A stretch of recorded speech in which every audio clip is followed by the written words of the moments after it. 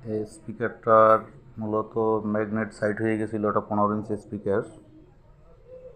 Magnet side হওয়ার পরে ঠিক করলাম।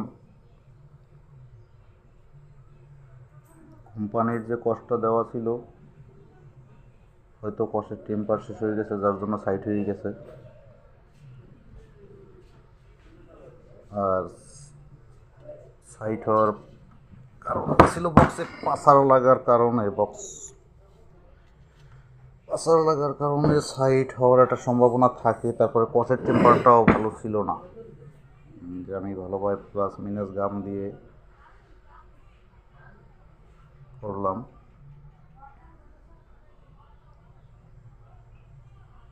আশা করি পরবর্তীতে ম্যাগনেট সাইড হওয়ার সম্ভাবনা থাকবে না।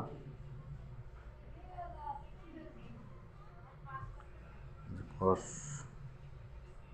কিছু আছে।